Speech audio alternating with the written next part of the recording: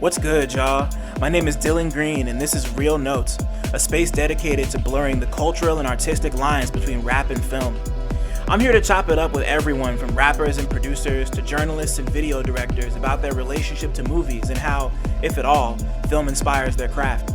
My guest this week is Big Flowers, a rapper, producer, graphic designer, and video director from Buffalo. We talked about how the Fox and the Hound of the Prince of Egypt shaped his mind as a child, the value of making friends over the internet, our mutual appreciation of the Midnight Gospel, the sandwich deconstruction theory, his approach to collaborating with other artists, and the process behind his latest self-released album, Big Smile. Come fuck with us.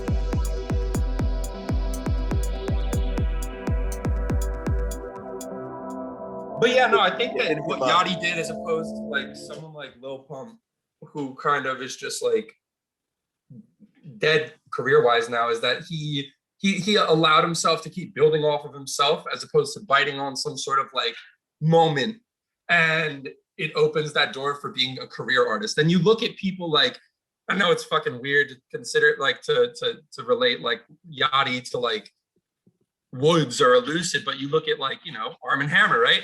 How, like the it's a collection of three career artists coming together and collaborating, and it's just like a hard mold to even break into forming, right? To take that moment of I did something artistic and kind of shift it into a life, right? Because it takes a lot of commitment, and as soon as you break your own metaphor, whatever it is, you know what I mean? For me, it's flowers or whatever, right? As soon as you break the metaphor, it's really hard to like, you know, look at it and be like, all right, I'm gonna keep doing this for an entire life. You know what I mean? Yeah. But if you can stay within that metaphor and be a career artist, I don't know. It's cool. Flowers and I have been fucking with fucking Flint and Detroit rap for the last like 20 minutes, just talking about Yachty for everybody just to the game because I forgot to fucking start recording because I'm an asshole. But yeah, wow, we're already starting this off by bringing Yachty, Woods, and Lucid together. This is gonna be fire. Let's go. I'm so ready. What's up, everybody? What's cracking? Welcome back. Real Notes. I don't remember what number episode this is. I think this might be 6. I could be wrong. I'm pretty sure it's 6. Yeah. It's 6. We got 6 on the finger. I got 6 sixes tattooed on each side. This just means the most to me. We're about to fucking talk about that shit too. So so I got somebody incredibly special on the show today. It's a friend of the show. This is fucking Mike, Big Flowers, fucking Buffalo's finest. Buffalo's finest on here. This is also the person who did all the art design for the podcast. So like, thank him for all the beautiful logos and the videos I've been putting out and shit. Like him and J Words really held me the fuck down with all this, like with like the shout out to J Words shit. Like, yeah, man, shout out to Jen. She's fucking amazing. Like incredible. So yes, so Flowers, welcome to the show. Thank you for coming on my shit. I appreciate it. Thank you for having me, man. No, of course, like it needed to happen. Like it's been really cool watching it kind of like, because I remember like it was a couple months ago, you hit me like, yeah, it was like just an idea, and it's like really, really cool to me to see like the ideas form and manifest like relatively overnight. You know what I mean? Like I just got done working on this project and it took me like 2.5, 3 years, right? And it's like, I don't know, you out here 2.5, 3 months, already 6 episodes deep. And it's like, it's just really, really cool to see like the trajectories of different projects and how they're like manifesting.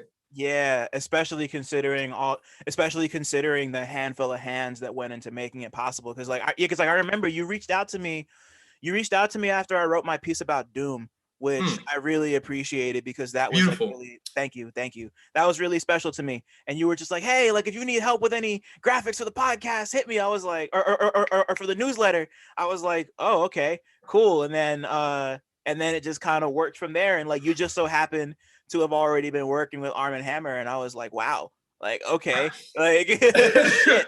So let's go, you know, like yeah. Shouts to Lucid for that, man. I mean, that's that message in different words, similar sentiment. Let me know if you ever need, you know what I mean?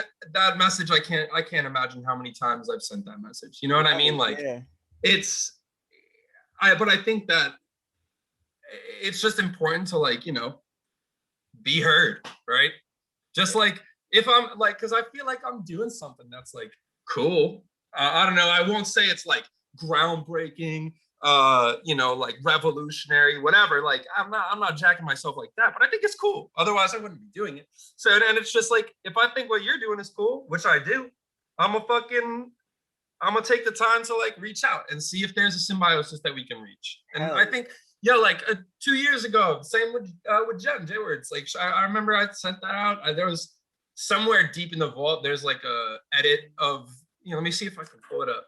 There's an edit of Jen. There was this random picture she sent me. It was like but I don't know. It was cool. Like this was like early on in my graphic career. She was someone I listened to heavy. And then she, like, I opened up my Instagram one day and like she got my fucking collage as her profile picture. And I'm like, damn, that's sick. I was like, that's wild. Yo, same with Diani, bro. I remember Diani fucking, like, I remember I heard Ashe and I was like, damn, she is spitting. Yeah. And then I reached out to her. I was like, yo, if you ever need blah, blah, blah. She sent me a picture, did a collage, wake up another couple of days later. She's got the profile picture set up. And then, bro, with Diani, it was weird because like I like another 2 months later, I see her post a picture or a tweet saying like, yo, I was getting a tattoo of a cop car burning, but the tattoo shop closed before they could do the flames. So I'm an op for a day. And I was like, yo, that's mad funny, right? But I had just like a week prior posted a collage of like a cop car burning, right? And I hit her up. I was like, yo, are you talking about my collage? And like this, that, the third. And she's like, yo, I screenshotted it and then cropped it. So I forgot who posted it. But yes. And I'm like, hold up, you have a tattoo of my, she's like, to this day, the only person with a big flowers tattoo.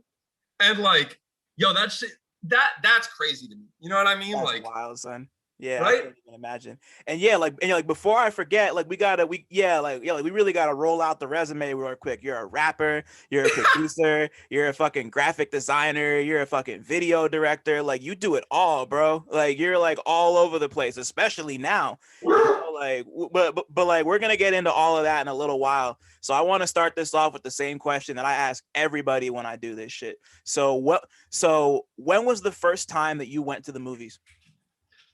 Damn.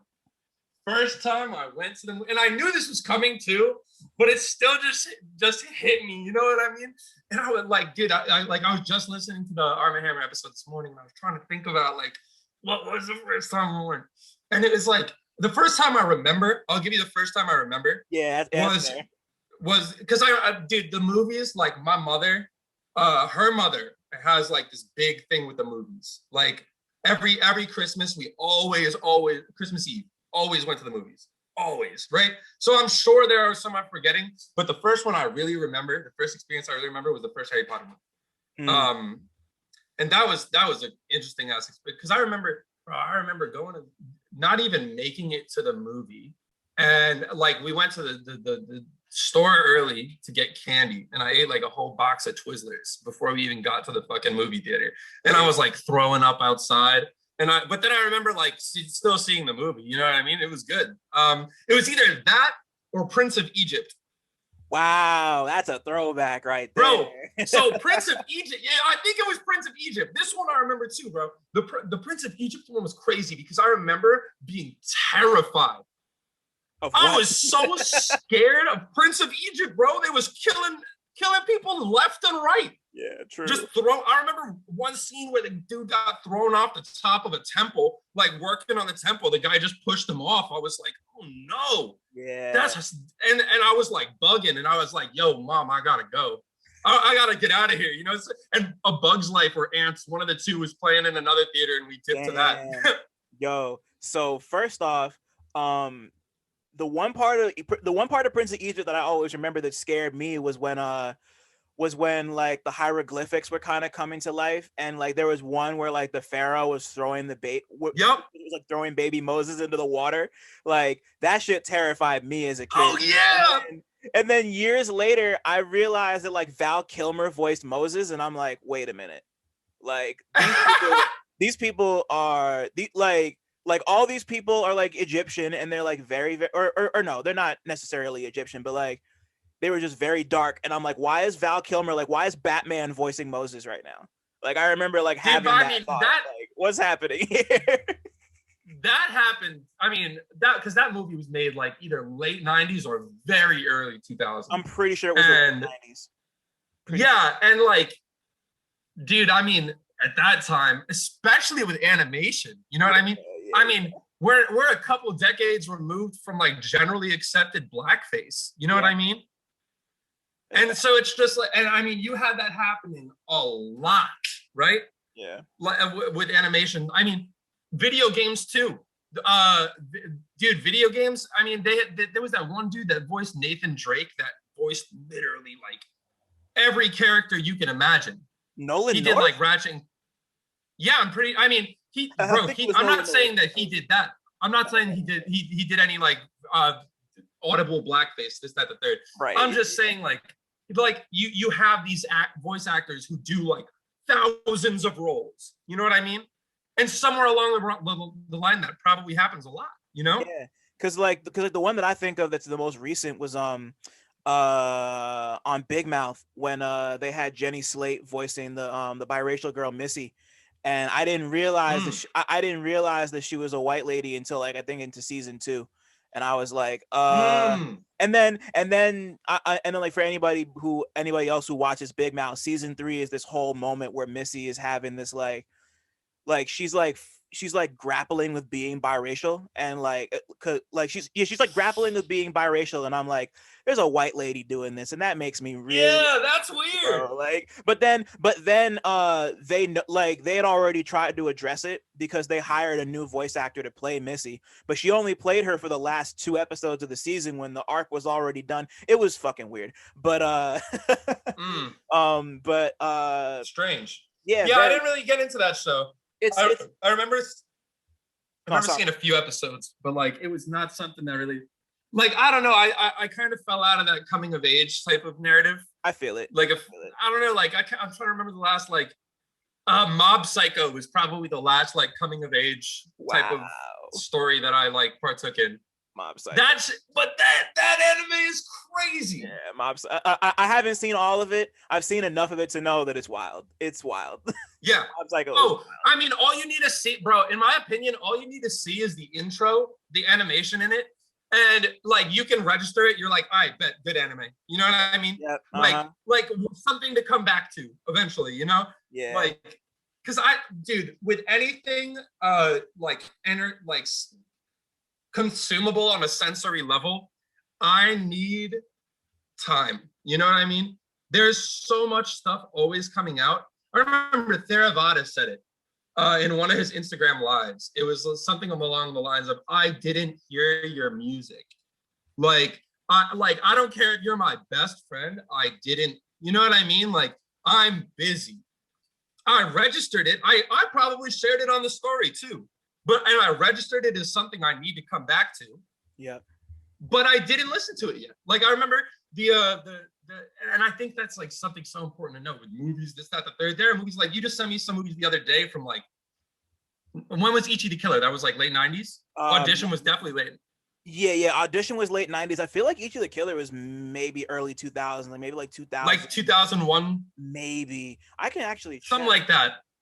Yeah, yeah, we have the internet literally in front of us. But either way, what 2001, Would you wow, say? that shit turns 20 years old this year. Crazy. Sorry. Yeah, dude, that's crazy. Either way, but like, I haven't watched either of them yet. But yeah, but that's essentially what I'm getting to. You know what I mean? Like, I've just been busy. I don't have the time to sit down and watch a movie. I don't have the time to sit down and listen to an album sometimes because I try not to let, like, there's passive listening to music for me. And then there's things that I just need to give the time. Like Haram, for instance, dude. I remember, like, this is in the middle of, like, my rollout week. I don't know. I was putting the album out on my birthday. I made that decision way before I had even been approached about Haram, which was 2 months before they even announced it. You know what I mean? So it's like, it was just like passively in the middle of my rollout week, and I was fine with it, you know what I mean? But then I remember one of my friends hit me up. He's like, bro, what'd you think of Haram? I was like, bro, I haven't listened to it yet. Like, even though it's like this crazy huge thing, like this like landmark in my career even, you know what I mean? Yeah, totally. But I just like, I'm not gonna like these are two of the best lyricists of our time. This is one of the best producers of our time. I'm not just gonna throw it on while I'm running around like a chicken with his head cut off. Yeah, like that's mad disrespectful, you know? Yeah, And it's like bro, I'm gonna buy it on Bandcamp. I had that shit pre-ordered. You know what I mean? Like I knew it was gonna be, and I know it's there. You know what I mean? I tried to start it one time. I got like 3 tracks in, and I couldn't. I just too busy. You know? I'm like, cause like the day after I released the album, I was like, all right, I bet I'm gonna listen to her out. And then it's like, dude, I'm still too busy. There's still too much shit happening. I'm like, you know, like, and I don't know, like I'm gonna get to it when I can, and it still means just as much to it. But it to me, but like I don't know, it's just like, dude, like I like I can only do so much. Like a lot of the times people ask me like, dude, how do you do so much? And I'm like, bro, I don't know. I got a standing desk. I don't sit down anymore. Like I don't sit down and watch shit. You know, it's just like when I can, it's always with my girl. You know what I mean? We always sit down. Like the other day we watched Under the Skin, and that was like like we hadn't sat down and watched the movie in like a couple weeks, and it was just like, damn, this is cool. You know what I mean? Right. Yeah, hell yeah. So like while you were growing up and like you started to recognize like movies as a thing, like do you remember like what's the first movie you remember that made you fall in love with the idea of movies? Or if not like fall in love with the idea of movies, like just kind of like at least you like appreciated it on a level where you're like, oh shit, this is a movie, you know, like not just like a passive thing like you were saying. So like, yeah, there are two examples that I'll give, one animated and one live action. Cool. Early on in my life, I was really, really just there for like anything animated. You know what I mean? Like I didn't watch like live action. I hated them, bro. Until I was like 11, 12, right? The first movie I can veritably say like drew me in was Fox and the Hound. Interesting. Why? That movie like blew my mind. I don't know. I think a lot of it had to do with my mom. Like she would put that and Aladdin. We would watch those movies almost every weekend. Like it was crazy, especially Fox and the Hound. I just remember that being like, there was like pre-cognizance. You know what I mean? I was just like just a slow transition aided with that movie. And it was just like, every time I watch, like I hear people talk about The Godfather, and I've never seen The Godfather, but like I hear people talk about The Godfather and they're like, yo, every time you watch it's something new. It's like, you know what I mean? Like I always hear that about The Godfather. People talk about good cinema, they always bring up The Godfather. And it's like, all right, bet. For me, it was Fox and the Hound. I always watched it and I would notice something new about the farmer, about like the running sequence, the bear, this, that, and it was just like, damn, people took the time to draw every single one of these frames. And it just like drew me in. Disney, Pixar. I mean, dude, I loved anime. You know, like when I was a kid, dude, Dragon Ball. Are you kidding me? The original Dragon Ball was like my third arm. You know what I mean? Like, yeah. No, I waited for that as soon as my parents let me. You know what I mean? And then the other example is on that tip. It was the first rated R movie I saw, The Last Samurai. And I look back. Interesting. The Last Samurai, you talk about like people assuming roles that they shouldn't be assuming. Yeah. You know what I mean? Tom Cruise shouldn't, but whatever, right? Yeah. It was just, dude, I was never allowed around rated R movies. You know what I mean? So it was, I went to my friend James' house. He was watching The Last Samurai. I was like, whoa. And my mind was blown. Like just the fact that there was like violence, right? In general. And then that like just drew me in to the fact that like how many times that took. It like tied that same thing with the animation. Because it's like, for me, it's just like, it's always been the work that went into it. Like I remember watching The Iron Giant and like just like being like, dude, what? Like the amount of like time spent animating all of this, right? And then like action movies really caught me. Like I never watched The Last Samurai in full. I never watched it beyond that occasion. But I remember seeing Kill Bill, the first Kill Bill, the Crazy 88 scene, and having that same moment of just like, dude, how many times did they have to take like this whole action sequence?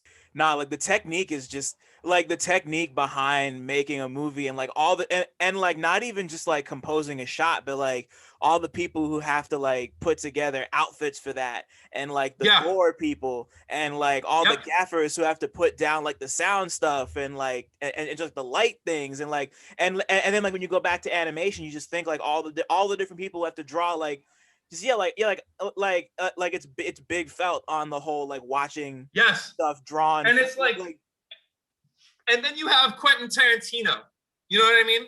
When you start talking about Kill Bill, you have that motherfucker at the reins. I love his work, but I cannot imagine what it must be to work with him. Yeah, he's like, got to be awful. I've heard terrible stories. Like I feel like his presence feels like what people talked about Charles Mingus like. Ooh. Where it's like Charles Mingus, you know what I mean? Charles Mingus would just like stop a band in the middle of a rehearsal because someone like wasn't grooving, like he could just tell your head you weren't thinking about just this, right? Like something was happening with your wife or whatever, and your the drum pattern got a little bit like automated, and so he stopped the whole thing, threw something at you, never let you come back. You know what I mean? Yeah, on some fucking whiplash shit. Yeah. Exactly. Yeah, and it's just like, I don't know, like that's what Quentin Tarantino kind of reminds me of as a director. Like, it's just like so specific, you know, and it's on that human level of specificity. Right, and like, have you ever heard the stories about what happened to Uma Thurman on the set of the Kill Bill movies? Like, she almost died. Nah. Like, there's like a. I wish I could remember the whole story off the top of my head, but I think she got interviewed for like a New York Times story where she mentioned that like there was a scene where she was in a car where like the car got like totaled and she almost like died because he wanted a specific shot and he was like forcing her to do it, and like she almost got like seriously hurt or killed because of it. And that's only like one of like a handful of moments like he's one of those dudes up there with like Stanley Kubrick and them who's like really terrible to his actors and will like really do like whatever it takes to get exactly what they want, which like, you know, like is great for a viewer, but like the people who work on those movies, like, people come away with these awful stories, and it's like, how could you, like, it's hard to not look at someone like that and be like, the fuck is your problem? Like, dude, Christian Bale, yeah, man, Tom Cruise. You know what I mean? Like, you have these crazy stories, and then Tom Cruise is crazy. He just he show up on Oprah and pull that shit. Oh, yeah, and that didn't even have anything to do with the movie. That was just the whole Scientology shit that has, I guess, his brain just. I don't even know. Scientology is a lot. Like Hollywood and Scientology's relationship is so wild. I was just watching Hustle and Flow a couple of days ago because reasons, and Isaac Hayes is in that movie, and he was a Scientologist. Which he was dressed like a picnic table, which made me laugh. They kind of have nothing to do with each other, but I was just like, this guy is a Scientologist and he's dressed like a picnic table. Like, what's going on? Like, I don't know. But anyway, yeah. I remember, did you ever see the Dana Carvey stand-up special, Squatting Monkeys Tunnel Lies? I can't say I have, no. Dude, he has a bit in there about Scientology. It's so great, dude. He's just like, bro, I'm gonna start my own religion. You know what I mean? And he just goes off. And like, I think Dana Carvey is funny as hell. He's great. He has a bit in there about getting old. He has a bit in there about just politics in general. Right. And they're great. I gotta tap in because I was thinking about I've been thinking about Dana Carvey ever since I saw the him and Mike Myers started doing the Wayne's World shit again for the Uber Eats Yep. commercials. And like I was thinking to myself, like, I can't remember the last time I saw Dana Carvey outside of the Master of Disguise, which is almost 20 years ago. Like Ha he was just ha. he's just been off the grid for 2 decades. Like I don't know what happened, but he's just like, and like I was never a huge fan of Dana Carvey because I was also too young to like really get into him on like SNL and shit. But like I've seen Wayne's World, Right, I've right. seen Master Yeah. of Disguise, but like I never like, but like I just thought about it and I was like, he's just been gone for 20 years. Like, what happened? You know, like where did he go? Like why and like why is he coming back now? It was just really interesting to me. So it's interesting that you just brought that up. I'm Now looking at now I his gotta go watch it. his credits right now. He did Master of Disguise in 2002, nothing for 3 years, and then he came back for something not good. He was in something with SNL, and then the Fairly Odd Parents, and then it was really nothing. Hold up. Who was Who he do you on the play on Fairly the Odd Fairly Odd Parents? Parents? Yeah, tell me. Uh, Curious. Schnozmo.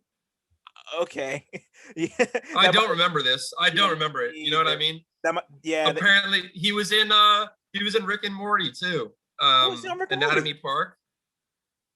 Wait. The Anatomy Park episode. I don't know. I look. Wow. Uh, And wow. and Okay. Hotel Transylvania 2, Secret Life of Pets. Like he didn't do anything live action. Okay.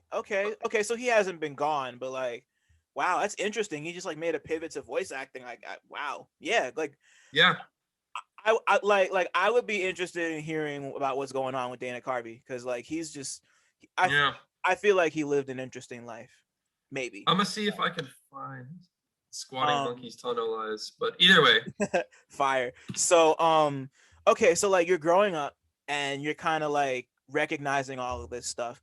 Like for you, like you make all different kinds of art. So like for you, like when did you first gain an interest in art and like wanting to make it for yourself?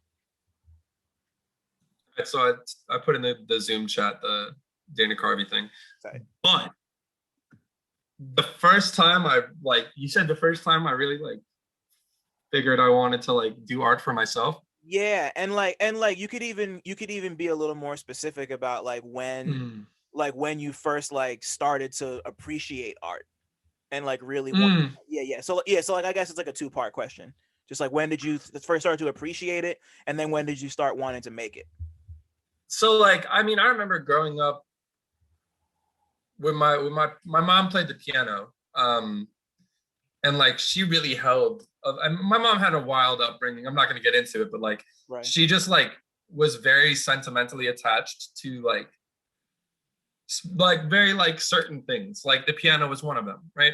And it was just like it was always around, and she didn't even play it as much, but it was just in my basement all the time.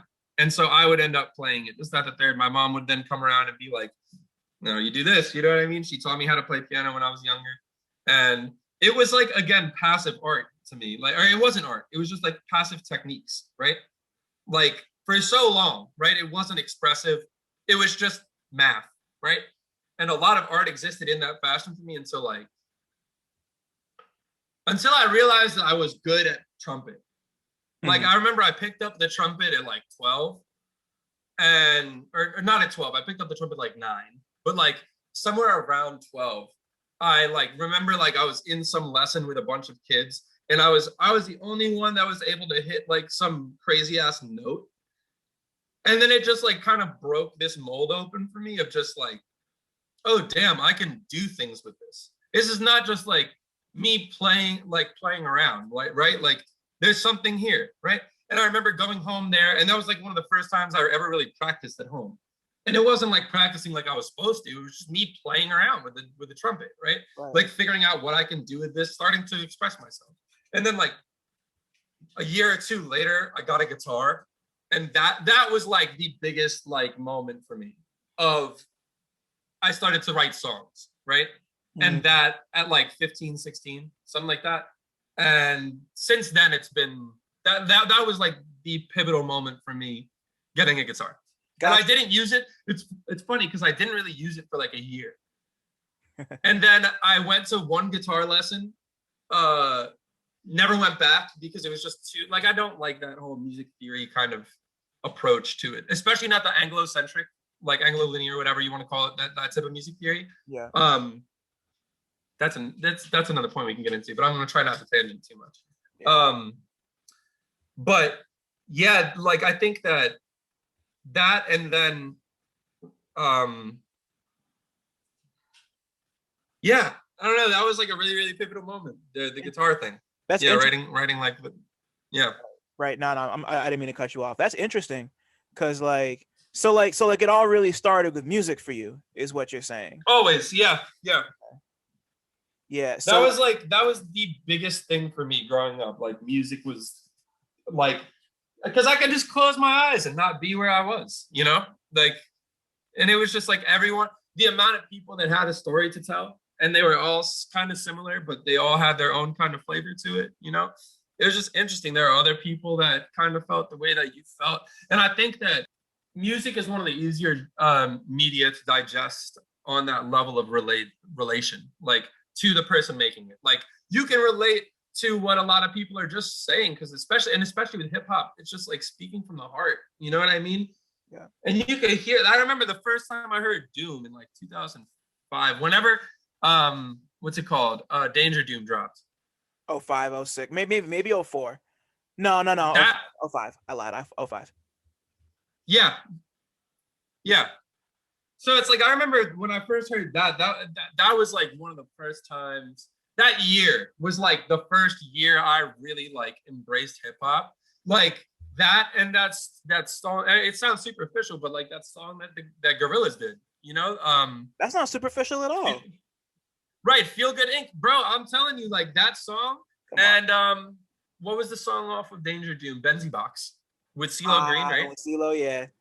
Yeah, those two songs like broke the doors open off of hip hop for me. And then I remember immediately getting into 50 Cent and Outkast.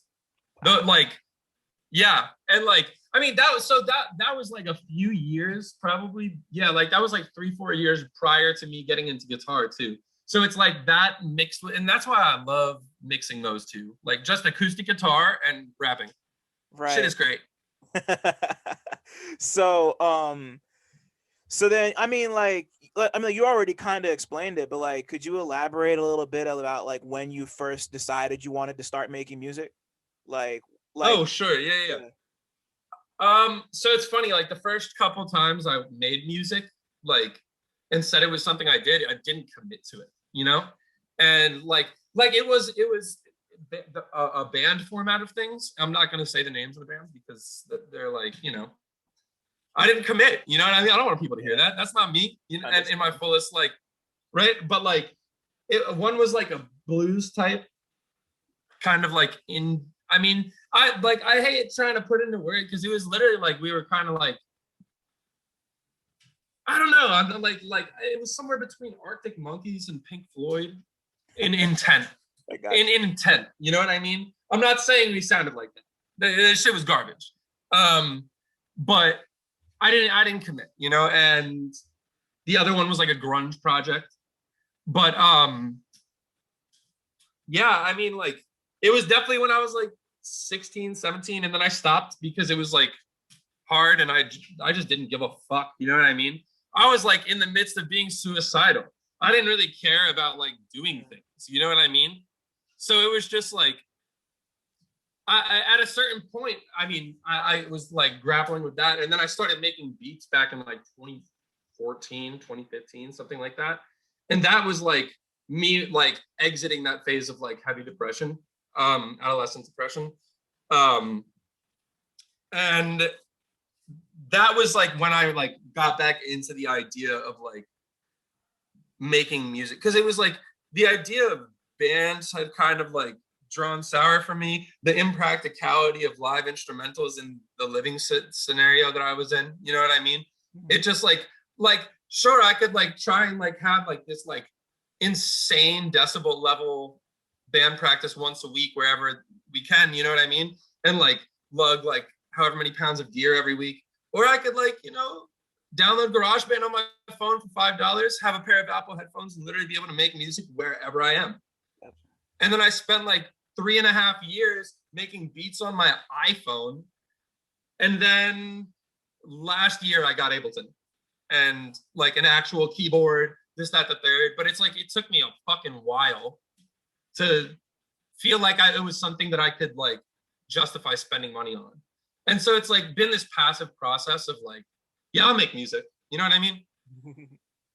Yeah. And there are catalytic moments, but nothing like too concrete of like, I'm deciding to do this. Right.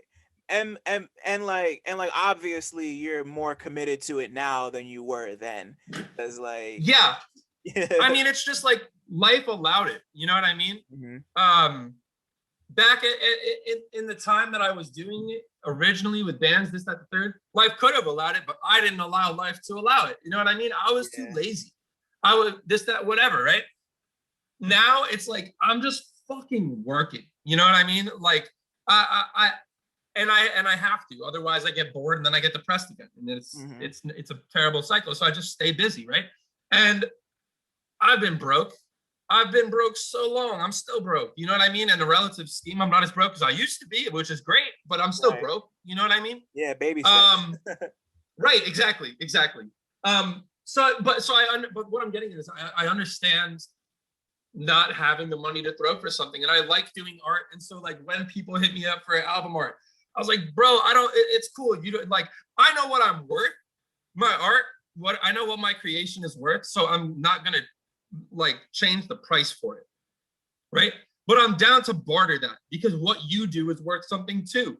Dude, I was bartering so much. I have like Big Smile, there was like 16 songs on it. Yeah. I have to have like 200, 300 beats that I bartered for in terms of artwork.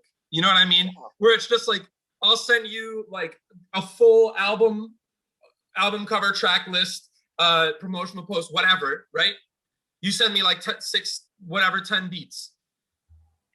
The amount of times I did that, bro, oh my God.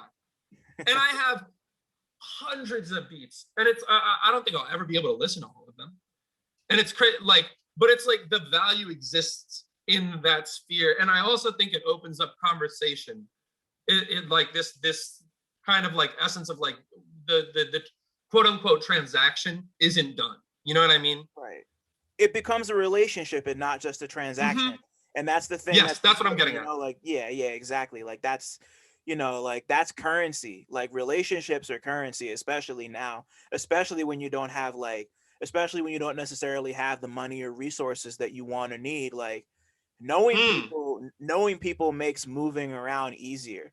Like that's dude, I know. Yeah, but you can't, but much in the same with like rapping. I was talking about this the other day where it's like rap is not something that you should be doing for any other reason than you need to get it off. You know what I mean?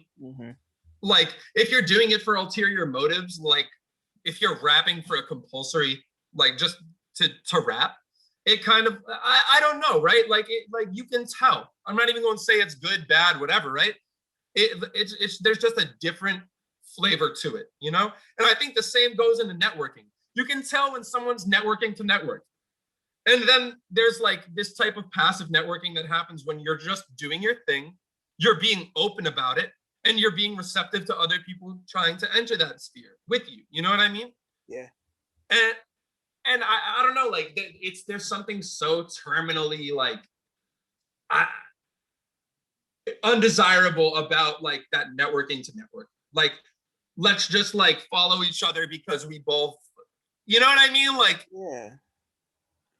yeah, like you want it to be genuine, and that's like, yeah, like not even just because you want it to lead to something in the future, but because it like feels good to like be a person, like being a person is tight. like dude, I love being a person, and I love being a person on the internet too. You know what I mean? Like, because a lot of people look at the internet and internet personalities as like there's a discerning presence between someone's internet personality and who they are in real life. And I mean, like, whether or not that may be the case, it's not like innate to the software, right? It's not innate to, like, you don't have to be a different person stepping on the internet. You don't have to. Yeah. Right? But some people choose to do so, right? Yeah. But you can be exactly who you are on the internet. And I love that. It's an extension of, I've met some of the closest people that I have in this like network, right? Pleasant Sherman, Eyes Wide Shut, CineMasai.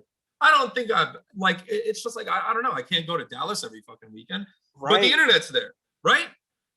And it's like, it reminds me of the league. I say this a lot, where it's just like, yo, like there are people doing things that are standing out in their respective cities. And like, if you're doing something and you're standing out in your respective city, they'll be able to see that. You'll be able to see them. And then it's like, that's that level that where the meta, where it kind of exists, where it's just like, all right, you made it to college. You know what I mean? Yeah. Only however many % of people from high school make it to college, right? And there you go, right? Like, and then who makes it to the league, right? And it's just like, oh, but always, and I think it's a really interesting scene in hip hop right now that's kind of like just chronologically the follow-up to Slums or whatever, you know, I don't know what you want to call it because it wasn't just Slums, you know what I mean? Yeah. But that time, right? The mid to late 10s, right? That was a very powerful moment, and whatever's happening after that is happening almost exclusively on the internet. Yeah, like the internet is about, like, there are aspects of the internet that are kind of confined to the internet, but like real relationships exist there. Like people find, yes. like you were just saying, people find their friends. I talk about this all the time.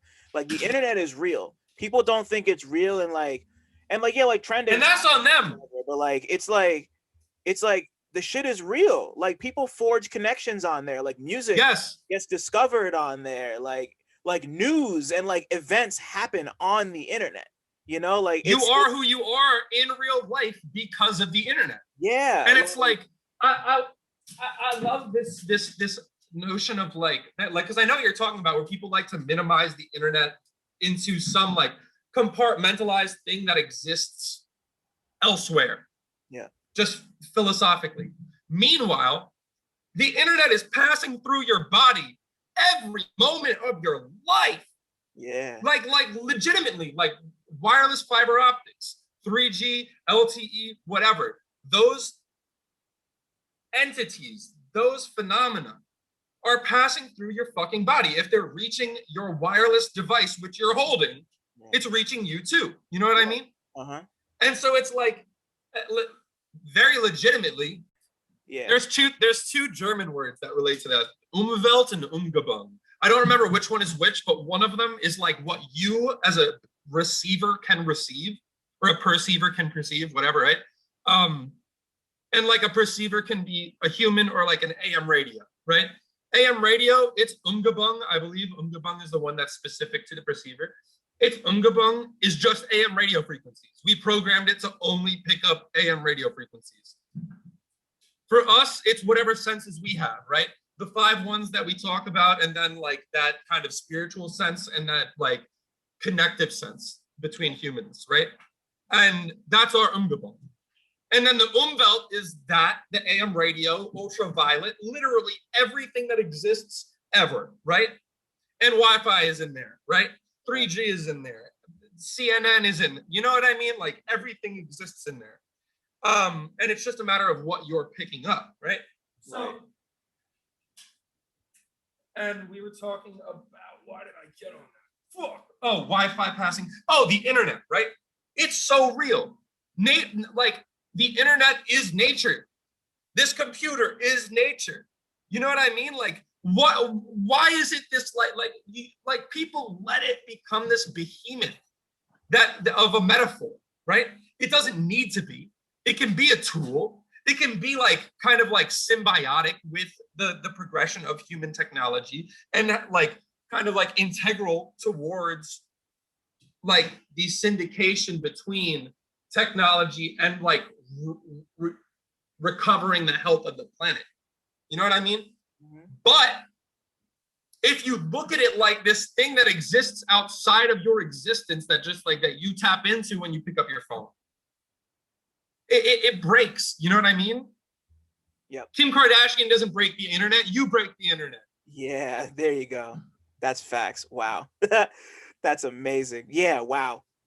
Yeah, it's us, like the people who are consuming that break. Yeah, exactly. Yes. Exactly. So as you're kind of coming into yourself artistically and musically, like was there ever a period of time where you consciously linked film and music together in your head, or film and art? Like yeah, so about 3 years ago at this point, my friend Johan, he went to the school I went to. He was working on film. I was in a biology major, but like, I don't know, biology was like very like, it existed in the way I was just talking about the internet existing. You know what I mean? Where it was just like a set of academic standards that I needed to understand to move further in that trajectory, right? It didn't exist as like what was happening in the real world until I worked at like a neuroscience lab. But like that didn't happen until a little bit later. But like either way, I was working on music all the time, right? And I was doing it on my phone at this point. And then my boy Johan was working on a short film, and he was like, "You can score?" I was like, "I can try," right? Everything that I do ends up like happening in that capacity where it's like I can give it a shot, right? And try anything once. Yeah, I feel it. Exactly. Dude, the animation happened that way. Someone hit me up for like an album cover and then was like, "Yo, can you do like visualizers?" I was like, "Fuck it, I can try." Wow. Now here we are, right? So and it's cool because I can see like where in my career like I hinted towards it. Like there was this collage I did of Mike, there was one I did of Earl, there was one I did of Ted Kamal, and the three of them had like different slides where like the imagery kind of progressed, and it's like a precursor to stop motion. And there was like other moments where it's like I was just like taking a bunch of pictures of the collage I just did, and like I didn't glue the pieces down, so it would like kind of move a little bit, and like as I was scrolling through the camera roll, it would shift a little bit, and so I just took note of it in my head, like, oh, that could happen. But like he asked me to score the film, and he was like, "You can come into the Center for the Arts, the Digital Media Studies lab, and use their entire professional recording studio to do so." I was like, "Okay." You know, like how do you say absolute? Heard you. They had like analog synths. I was in heaven, bro. I was like, and it like, dude, I listened back. I was like, damn, I sucked. Like every fucking 2 months I do this where I look back and I'm like, bro, you were trash. You know what I mean? But like you, so just from everything you just told me, like it sounds like you kind of picked up on art in this kind of like ad hoc, like improvisational way, and like you've always and like you kind of like, it sounds to me like you just kind of like tailored yourself to what other people needed, and you kind of found this new side of yourself, and now you're better at it, and like you're better at it now than you did then. Or because I mean, you talk about like Whiplash, you talk about like Charles Mingus, bro, like that's my inner monologue. I'm telling you, you know what I mean? Yeah. If life is the medium, I love jazz, you know what I mean? I love jazz. That's the genre I'm living in, you feel me? Where it's just like, I need to do what? All right, that's the fucking tempo, this, that, the third. These are the parameters which we're like jazzing in. All right, bet, let's go. You know what I mean? Like, I'll figure it out. You know what I mean? Just give me a little bit of time to like catch the key, catch the mood, you know? Like, and like, I really like, because life is the fucking game. Life is the, you know what I mean? And like, art is an imitate, you know what I mean? There's that art imitates life, imitates art. Yeah. And it's like, but life is the first one. You know, or art initially imitated life, and like it's not chicken and egg. It's not. You know what I mean? Like life existed prior to art. Yeah. And definitely. You know, hieroglyphs and things like that are like precursors to true art. You know what I mean? Because there was utility at that point. You needed the visual representation. It wasn't art there. There was still like direct communication because we didn't have something better. You know what I mean? Direct communication. There was too much utility loaded into it for it to exist as true art. And I think that some like really militant hip hop kind of branches this too, where it's like there's so much utility packed into it that it kind of transcends music. It kind of transcends art. It becomes a tool again. You know what I mean? Yeah, I feel that way. I feel that way about a lot of people. I feel that way about like Dead Prez. I feel that way. I even feel that way about some of like there's so many artists that you could like apply that to. Like Dead Prez is the first that come to mind. Like you could apply that to like, for me personally, I would really apply that to someone like Big Crit. I would apply that to someone like man, now I gotta go scroll through my Spotify and like see real quick. Like Dude, Big L. Yeah, like Big L for sure. I would subscribe that to anybody who's like really making music in New York right now, because like New York's entire scene. I was just about to say, like someone like Akai, bro. Yeah. Someone like Akai, like, and there are times where Akai kind of like runs this line of like word salsa. You know what I mean? Like there are moments, you know what I mean? Yeah. But I think it's not it comes off like that. To me, it's really him truly dedicating to his own language. And we're just not him. And he is so open, but we just wouldn't get it.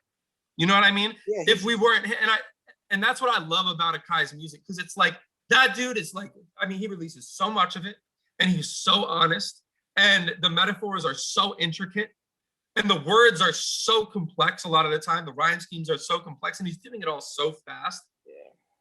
How could anyone be able to palate it all other than him? He's him, you know, like he's himself. Right. And that's like, but I remember like 2K Forever, when that dropped, that whole Black Sand project, right? That was one where it really felt so militant that it was utility. You know what I mean? Like it was putting a fire under that entire kind of like diaspora of artists. You know what I mean? Not diaspora, but just like whoever was tapped in there, whoever was watching what Sifu was doing, what Akai was doing, what Slums were doing. It just kind of like that to me seemed to resonate so heavily. Like in the same way as like Redburns, in the same way as May God Bless Your Hustle, you know? Yeah, and I also love how that kind of like reflects against like, because like New York in general is going through like a really beautiful like renaissance right now in like every facet. Like I've been listening to Neek Bucks's album a lot, Neighborhood Hove, and like just like hearing the way that he puts, link me to that. Like yeah, no doubt.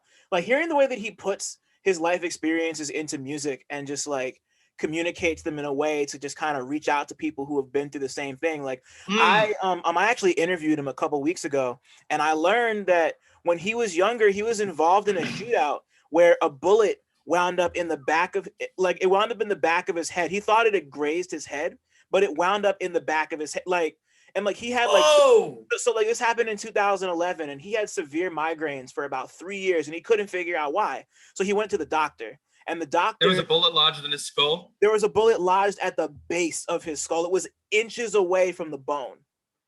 It was just there for 3 years. Oh my God. And they got it out, obviously. And the doctor told him that he was here for a reason. And then that inspired him to drop a tape called Here for a Reason. And heard you. And then he just like goes on from there. And like he's just very good at putting his life and feelings down onto the page.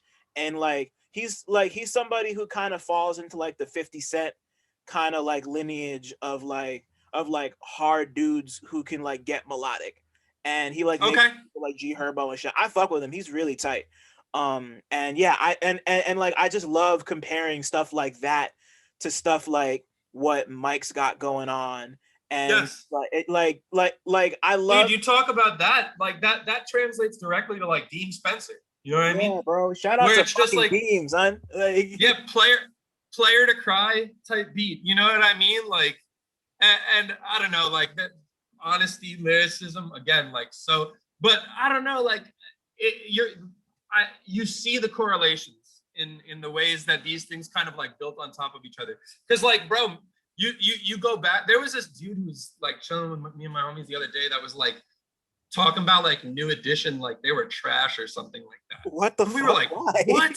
He was like, they weren't hard, bro. We were like, what? Who cares? What do you mean? And like at the same time, yeah, that shit slapped too. You know what I mean? And it was hardcore too, because it was like, you're not going to talk to any of them any sort of way just because they sing, you know? Because like they were hard, like right, like just Bobby Brown alone, like what? Alone, yes, are you serious? Yes. Like, come on, like bro. who are you talking about, bro? You like you heard someone singing and you tapped out, and it's like, and I think Deem is another like very very like important landmark artist in this like removal of toxic hypermasculinity from rap. You know what I mean? Yeah, totally. And like, like I gotta say that I love Deem. Like I've been tapped in since Sunflower, and just like to see his videos and like to hear what he did with you on Big Smile. Like it just always makes me happy to hear his voice. And like we were just talking about you the other day. It was mad cute. I was like talking to him like just trying to figure out like, you know, like I don't know, I was just seeing like I don't like playing this whole like promo game of like, yo, like look for every podcast, look for every this, that, the third. It's just like there's too much out there. A lot of it is algorithm driven, and a lot of the time wholesome goes out the window with that. You know what I mean? Totally. And like you and I had already been in contact, but it was just like I was asking him if he knew anybody that did wholesome promotion, this, that, the third, wholesome music review, wholesome just like entity, right? That touches music in a journalistic way. And like the only person he mentioned was you. You know what I mean? And he was like, CineMasai is literally the only person out there doing that. You know what I mean? Wow. Wow. that touched my heart. I really appreciate that, because like I don't know, I love this shit. Like music and movies saved my life, and to be able to write about them and to have people connect with them in the way, to have people connect with my writing in any way really just means the world. And like I don't even like like it's like you were saying before about needing to just get shit off. Like I just get this shit off, and like anybody who, and that's why it comes. That's why it transmits. Yeah, anybody who appreciates that just just thank you. Like that's like same. Yeah, and like dude, same. Anytime I did a collage, but like I mean, honestly, on collage, I've been operating like almost purely off of like commissions, just because I always have something that someone's paying me for, and I'm blessed for that. You know what I mean? But it's like before that, right? Anytime I did a collage, it was just like, bro, I need to see what these shapes look like together. You know what I mean? I've seen it in the book, and now I need to do it. You know what I mean? And to be able to be at a point where people are like receiving it, and like I can make a living off of it. And I mean, making a living is not hard when your rent is $300 a month. You know what I mean? You know, but like it was just really, really, really cool to like see it progress, and like just like the appreciation is so real. And like to me, like that's what it kind of built off of. The music. You asked me earlier when I decided I want to release music, bro. Like when I put Big Smile on Bandcamp, deadass. You know what I mean?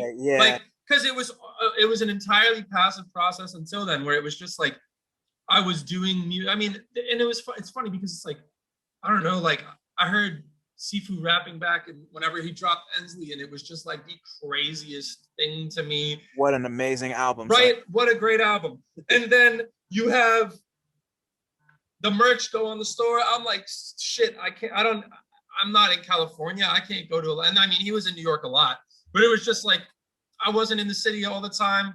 I like, and it like that, like as much as it's right there, like I was growing up in Poughkeepsie, as much as it's right there, like, dude, the terroir that goes into New York City alone, like how different Queens is from Harlem, is from Brooklyn, you know what I mean? And within Brooklyn, how different Crown Heights is from Bushwick, is from Beds, you know what I mean?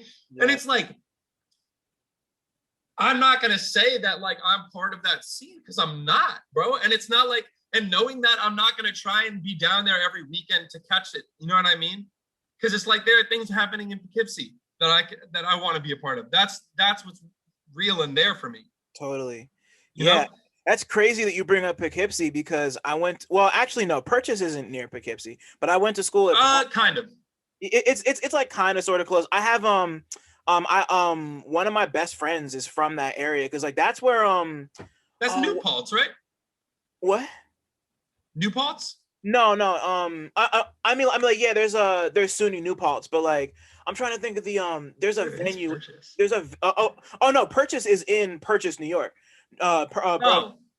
Purchase is right outside of White Plains. All right. It's like right outside of White Plains. But one of my best friends that I met at.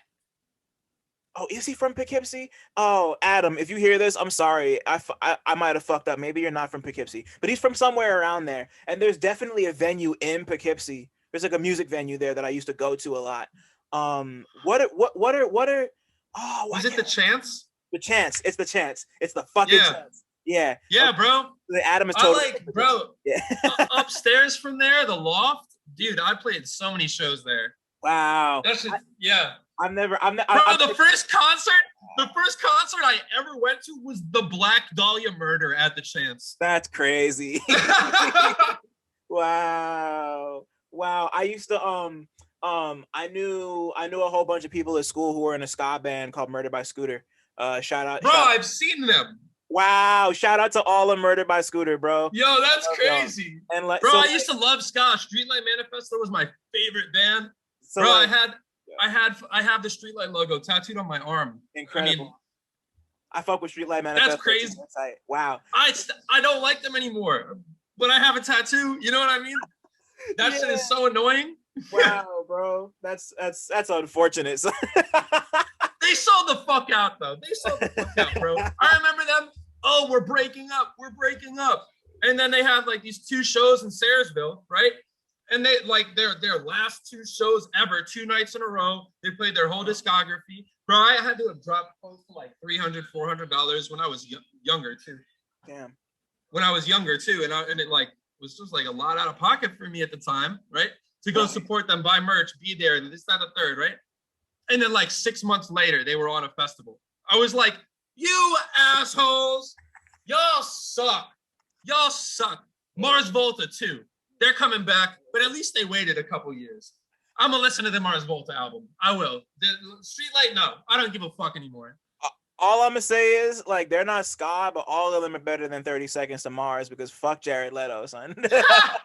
Fuck Jared Leto, son. I can't stand bro. I can't stand that motherfucker. Yeah, fuck him, man. But before we get too off track, like as you've kind of come into your own as a musician and an artist, like how have movies had any influence on the way that you create at all? Dude, fuck yeah. Oh my god, yeah. Like, oh geez. Movie scores are like insanely inspirational. I mean every Quentin Tarantino movie exists as a testament to how important curation is. Mm-hmm. You know what I mean? Like, I only produce like one beat. The video is not like a beat to me. That's just like guitar. But like, I only produce one beat off of Big Smile because it's like, dude, curation is important. You know what I mean? Curation is extreme. Curation is huge. So like the soundtracks he comes up with, how beautifully like perfect they are for his movies, this, that, the third. And I mean, I don't want to only talk about Quentin Tarantino. The Coen brothers have an outstanding handle on like sound design. Some Korean directors, the dude that did Old Boy, Sympathy for Mr. Vengeance. Yeah. Park. Like those, Park. Shout out yeah, to they have insane sound direction. What is his name? I'm gonna figure it out. He did the Evil Dead reboot and Fede Alvarez. Don't Breathe. Fede Alvarez. Yes, Fede Alvarez. Dude, he's outstanding. I love him. Outstanding. He's one of my favorite directors currently. Yeah, he's incredible. He's so great. People really slept. But I'm sorry to cut you off, but people really slept on that Evil Dead reboot. The Evil Dead reboot was so good. Oh my god! I was the only one. That's how you do. That is how you do horror. Yeah. And it's and I don't mean like slasher is not horror. Terror is not horror. horror is like that possessionism. You know what I mean? Because I remember hearing one of my MFA film buff friends talking about like horror and how it specifically is talking like about like movies that come from that same vein as The Exorcist, where there's like possession, demonism, stuff like that, and that's like what the defining element of horror. And then there's like thriller, there's slasher, and they kind of get lumped together in that umbrella term horror, but like specific genre elements, like they were talking about like possessionism. So it's like, I don't know, Evil Dead's one of the best I've seen in that regard. See, like that's really interesting because to me, like I kind of feel like horror is the hub, and then all the rest of those that you mentioned are like subgenres of horror. It's kind of it's kind of like how rap is one thing, and then there's like 8 or 9 different kind, like because like that's a really good point, dude. Because rap to me is like a technique. You know what I mean? Yeah, right. And like the genre is the application of the technique, how you chose to do that. Yeah, so like that's interesting. Yeah, because like I know, because like thriller movies and slasher movies and like gore fest, they all have too much similar. They're all too similar for me to consider them to be like completely different kinds of. Because you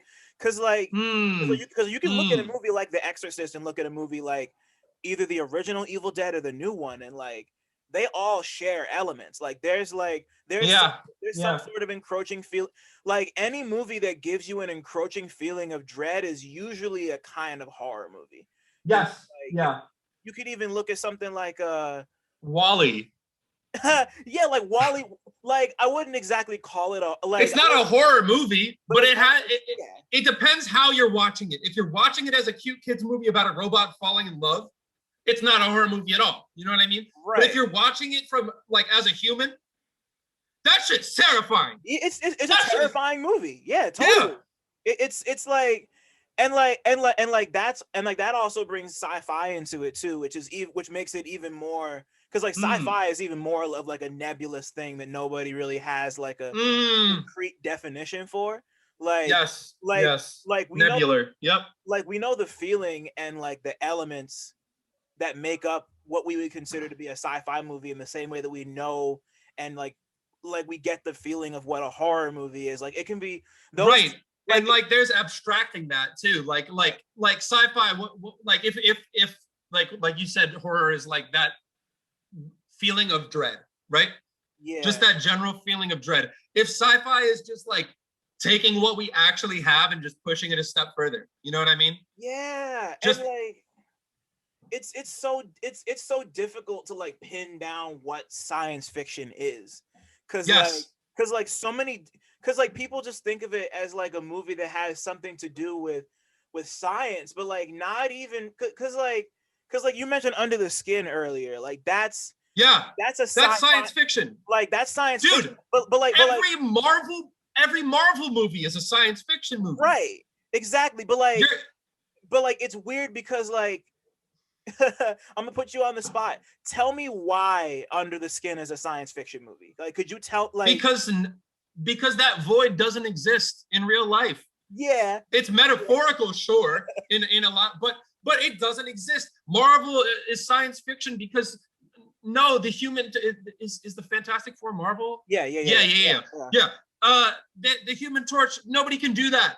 Right. Totally. That doesn't exist in real life. You know what I mean? Everything else that might happen, it might be drama, it might be action, but first and foremost, this doesn't exist. It's sci-fi. Okay, yeah, you're right. that's pretty brass tacks too. That's funny. Right. I mean, a lot of my philosophy comes down to reductionism. You know what I mean? Like what is the most raw definition you can give it? Does it apply? Right. What the sandwich one is really good. What do you consider a sandwich? Is it 2 pieces of bread separating the contents, or is it 2 things separating the contents? Yeah. Right? And therefore, it like, but to me, it's like 2 things separating the contents, because like, I don't know, do you remember when KFC did the double down or whatever it was? Yeah. With the 2 pieces of chicken as the bread, right? It was awful. That's a sandwich. That's a motherfucking sandwich, right? God, yeah. So it's like, it's just 2 things That blew the meta of sandwiches wide open, right? It's two things that won't get your hands that dirty, separating other contents, because right? because the chicken's covered in breading, so like right, okay. it's exactly so. Oh, another but what? All right, so what this does is it creates a paradigm for quesadillas. Oh my if god! If you made it with one tortilla, it's not a sandwich because you folded it over. It's a singular piece of thing. You feel me? Oh my god! Talk to these hot people, dog, son. hot dog, not a fucking sandwich. Oh my god! Unless you separate the bun. But that's just based off reductionism. You feel me? What is the definition of what you're talking about? And how does it apply at the most fundamental level to what you're referring to? Yeah. You know? See, I like that. That's a good way to put it, especially when it comes to genres of film like sci-fi and horror. Yes. Because they just like, to me, dude, I fucking love you, bro. You can actually follow like these weird ass metaphors that I'm I try, man. Like it's all about finding the connections because because like sci-fi and horror, like sandwiches in particular are a thing that there's so many different kinds and so many different ways to make a sandwich. And there are so many different ways to make a horror movie, or like so many ways to like incorporate like science fiction into like it's weird to think about. But at the moment of consumption, genre does not matter. Yeah, like if it's not technically a sandwich, you're not going to taste the gustatory experience is the same. You said the gustatory experience, damn dude. Whether it's fucking low nigh or whatever the fuck people are calling rap these days, or like drill, right? Yeah. Whatever you're calling it doesn't matter. It sounds exactly the same no matter what tag you put on it. Yeah, man. Rap is rap. It doesn't matter. Like, right. You know, like we make classifications because that helps to put things. It just helps us to like sort and organize things, and that's cool. Like, I'm not opposed to that. But at the end of the day, you're right. Like, rap is rap. You know, like it doesn't matter what kind of rap it is. But it's at the moment of consumption for me, right? Like genre can symbiotically exist with art after you're done taking it in. How, like, you putting that into, because I mean, bro, we're human. You know what I mean? Like we need communication to survive in this. That's big facts. Society, right? And so, like, you know, like having friendly experiences is important. So like talking about the things that you like, talking about the things that you did, talking about the things that you think about, they're all really important. Yeah. You know? Totally. To you. And it's like, though that might not exist on the meta level, you don't exist on the meta level. You only exist on your individual level.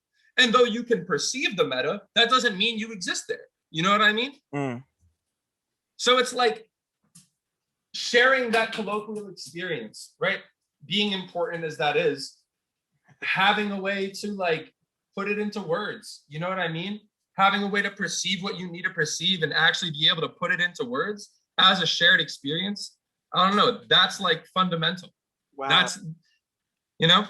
You're taking me into midnight gospel territory right now, and I was not ready for that. You ever watch the Midnight Gospel? That's the best. Talk about like how to present interviews to the millennial audience. It's incredible, son. Like, that's outstanding. That shit blew my mind when I first saw it, because like I had never heard of I can't even remember bro's name, but he was like just the way like, because all the podcasts have been recorded before they did the animation. It's not like they made it specifically for the thing, but like Pendleton Ward, the guy who created Adventure Time, really came in and was like, I want to turn all of these into like, they're basically like screensavers. It's really like, like you remember like the iTunes visualizer thing that you would have open? Like it's basically that. And they just found this. And the beauty of it, you talk about the league again. You know what I mean? You talk about career work. So not career work. Gang, King Vision Ultra. He brought this up to me. World building and legacy work. Yeah. Those two concepts, right? Pendleton Ward is a master of world building. When you watch Adventure Time, you're there. You're in Oob, or whatever the fuck the world is called. You know what I mean? You got it right, yeah. Right? So it's like you're there. When you talk about and then the legacy work being the podcast series, right? That is a testament to that man's life. That is a testament to who, because being that good of an interlocutor, that takes an entire lifetime of shared experience of talking to people. You can't direct, like you too, you know what I mean? Like you have a way of communicating that you're in the moment. You've talked to a lot of people, bro. You know what I mean? Yeah, I have talked to a lot of people, but I'm like working my way toward what he was doing on the Midnight Gospel. Oh shit! I'm not saying you're there yet. I'm not gonna lie to you like that, bro. No. I love you too much to lie to you like that. I appreciate you. I'm just saying, like that's like, but it's the same, a similar trajectory. You know what I mean? But to have done something that good, it warrants someone like Pendleton Ward reaching out and saying, "Totally, let me touch this." They make it look so easy. Like he makes conversation about these like extremely esoteric things. Like, look, the one about meditation was crazy to me. That might have been because that was the one with the fish and the cats, right? Yep. Yeah, that was my favorite one. That and the one with his mother, which come on, like, dude, the one with his mother, it brought me to tears. How could you? It brought me to tears. When she was deteriorating as a planet, yeah, and it was like I in that moment I remembered how my mom cut onions, damn, for salads. You know what I mean? Oh God, it's just like, and like modern TV can be regarded to, in my opinion, as cinema when you start talking about Game of Thrones. You know what I mean? Yeah. And then it actually became cinema when COVID hit. You know what I mean? That is the extent that we can consume cinema in a lot of degrees, right? Yeah. So it's like there's the actualization of the concept, right? So it's like when you start talking about Netflix originals, things like that, it's just a series of cinematic events, right? And I mean, you have things like a series of unfortunate events that exists, in novel form, but it's like anthological pieces that exist outside of or like bigger than the individual component, right? They're like episodes, you know what I mean? Oh yeah, totally. So if you look at the Midnight Gospel as cinema, it's some of the most brilliant cinema that we have because it's abstract. Yeah. It made a plot out of a podcast. Yeah. Are you kidding me? Right. They styled. Are you kidding me? Styled, man, and like not even in some like, cause the inverse of that to me, is like when Kevin Smith had his podcast and then they turned Tusk into a movie, and I fucking hated that movie. Like that movie's, dude. That movie sucked. That movie was trash, bro. Like, cause I remember when it came out, and I remember hearing the story behind it because I don't listen to the Kevin Smith podcast. Like, I like his movies, but I feel like his modern day persona really irritates me a lot. It just seems very like Simon Cowell entitled. Yeah, very much so. And that extends to what happened with Tusk. It's just like some random idea that somebody had that shouldn't have been made into like. No, it shouldn't have been a feature film. It could have been 10 minutes long, would have been fine. The two things I really enjoyed about it were the old guy who plays the weird dude who likes the walruses. Yeah. He's a great actor. I don't remember his outstanding name, but shout out to that guy. And the walrus suit that they put Justin Long in, that shit looked amazing. But like the rest of the movie is just garbage. Like it. But all I'm saying is like you could have wrapped it up in like 10-15 minutes as a short. Totally. Yeah, especially considering that like and like Johnny Depp has a whole character in it, and like why? Like there's like a whole like he really like. Dude, I know. Dude, talk about why. Yo. You talk about why in cinema, bro. That shit is insane to me. Like, people like you have a scene in a movie where like this, and this is a completely like non-realistic example. I'm just kind of like hypothesizing, but like speaking hypothetically, you have a woman, she's like knitting or something, and the camera like zooms in on her, and then knitting never comes up again in the end of the movie. You know what I mean? It's like, bro, what? So what did you show me that for? Or even You know? something like The Room, where like in the beginning, the mom brings up the fact that she has cancer, and then we never hear about the cancer again. What the fuck is that, bro? It's like, that's different because the room is that's like one of those once in a lifetime. Like, why did this? Dude. Like, I can't even put it into words what The Room is. But finish. Right. I mean, Tommy Wiseau is the epitome of, I think. Admit it to yourself or not, but Tommy Wiseau is the what you're searching for.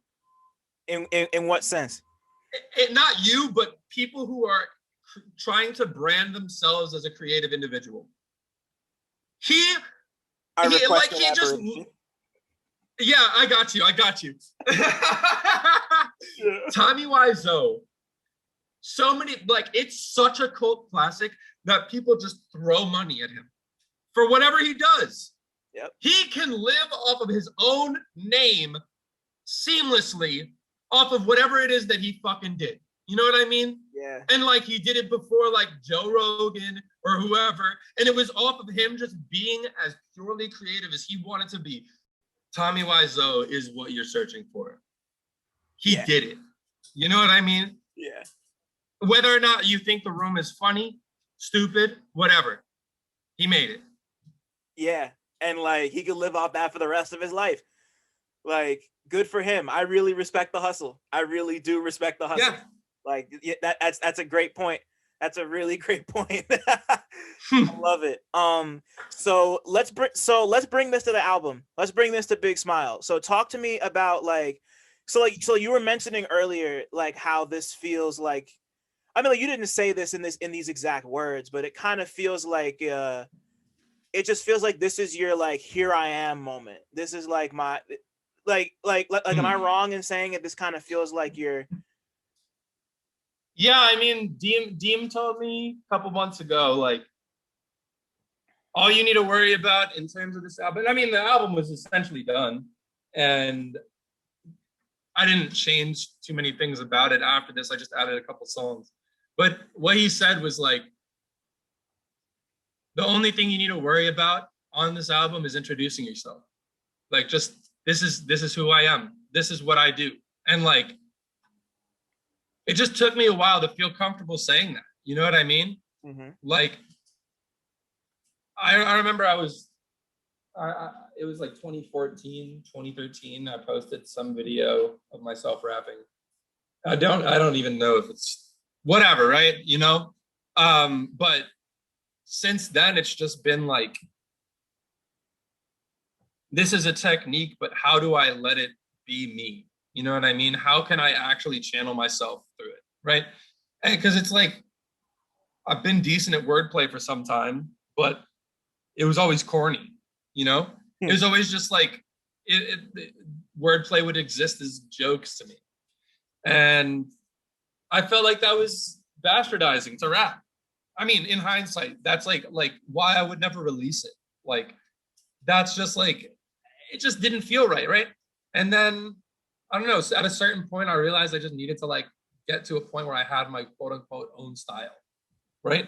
Right. And like, however many people are gonna say like, sounds like this, sounds like that, because I've gotten plenty of it already. It's just like, I felt like this was like unique enough for me to be able to say something, you know what I mean?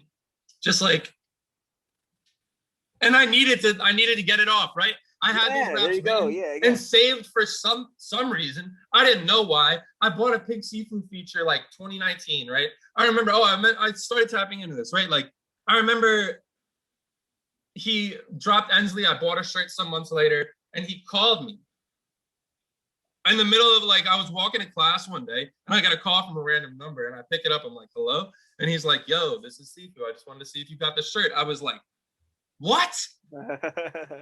That's like groundbreaking.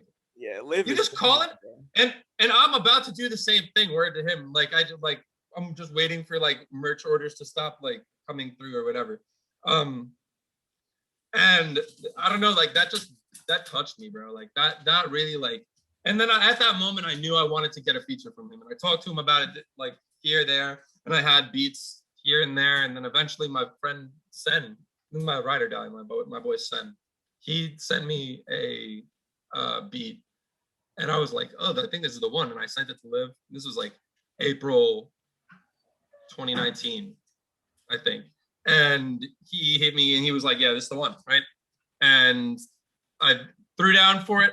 Didn't know why I was buying a feature, because it's not like I really had plans to release music, and especially not in the style of Pink Seafood. You know what I mean? So it was just like, and then I just had it, right? And I was sitting there, dude, that song, Vertebra, Livewire, whatever it's Livewire, yeah. Right, yeah. It's both. Yeah. Bro, there are like 8 verses for that song. Wow. 12, I don't know. I've had it for 2 years, you know what I mean? And there were verses that I had written before that I tried putting it on. There were verses I wrote right when I got the Seafood feature, and I was mad excited, right? Sucked, right? Whatever. Still had to figure it out, but I had that, right? Didn't know what I was gonna do with it for another like year and a half. Like I said, I was gonna release it as a single. That never happened. It was originally gonna be called Diet. I don't know, something about diet in the lyrics. And then I end up meeting Deem. Then I end up, interacting with, and then more recently, the whole Lucid thing, like, again, like that same message, right? The, yo, if you ever need, love your work, blah, blah. Sent that to Lucid. He's like, yeah, bro, got you. That's what I love about Chaz, bro. He had no hesitation. He was like, I like this. Let me talk to you. You know what I mean? And it was something simple. It was a flyer for an Arm & Hammer live stream. Nothing that held that much gravity to it in terms of like, is this actually going to be good? Whatever. And I mean, we worked it out till he liked it, this, that, the third. But like that was integral to me being able to touch the Arm & Hammer thing. You know what I mean? Yep. And it was just that exists. And for me, bro, I can't take that man's money. The amount of times I've had to tell this dude that, I can't, bro. He's tried to pay me like for everything that I've done with him, the small bills stuff, both Arm & Hammer things, and it's just like, dude, like, come on, like you're good, right? Like I'd so much rather you just throw me a feature and like we work together, and just leave it there and keep that conversation open, right? I'd so much rather that than sit here and pay you. Yeah, you told me that a whole bunch too. We've talked about this before. Yeah, totally. Even though I'm still trying to pay you anyway, but like, yeah, I try, bro. I try, I mean, at this point, I'm gonna just start playing tag with you. Like whatever you send me, bro, it's coming right back. You know what I mean? It's gonna have the little fucking like, just keep on tagging on the transfer fee for the immediate transfer. Just take it out of the game, bro. You know. But of course. But yeah, no, I mean, what I'm getting at is mainly like, I didn't know what the fuck I was gonna do with half this shit. You know what I mean? By the time it hit Lucid, I had already had a really decent idea of what I was gonna do. You know what I mean? But a lot of the stuff, it was just there as a testament to like collaborating with people. In the case of Sifu, I paid for that shit because I needed to have it. You know what I mean? That dude reached out. That dude called me. That really meant a lot to me. You know what I mean? And like, bro, I remember some like a year and a half later, I'm like in the bathroom at Young World, and I hear someone in the like stall like coughing up a lung, and I was like, damn, I hope that dude's okay. You know what I mean? And then I'm like washing my hands, and then like Liv come out the stall, and I'm like, damn, I hope you're okay, bro. And then like we had the whole like flowers moment, and I was like, yes. And it was just like cool to be able to like I don't know, like just see him in person, because the internet exists too, and it was real in that. But like to just like run into him, it was cool. You know what I mean? Like it was just like, and then we like were talking for a little bit. He was like, yeah, so like you gonna release that? Or like I think I was just trying to like be like, yeah, I'm totally gonna release that feature soon, because it was like almost a year at that point he sent me it, right? And I was like, yeah, I'm totally gonna release that song soon. Absolutely. This was like December 19th. So it was just like another year and a half later, here we are. Man, wow. When I actually finally released it. You know what I mean? So it's just like, this shit happened over time. I don't remember if that's what you actually asked me or not. What would so like, considering the time and the process that went into making Big Smile, like what would you say is something that you would want people to take away from the album about you as an artist and as a person? Like, is there anything you want people to take away from this, or is it kind of the project, kind of like a sort of project that you just want people to sit with and like you want like 17 different interpretations? So like both, you know what I mean? There is something that I'm saying with this, and like what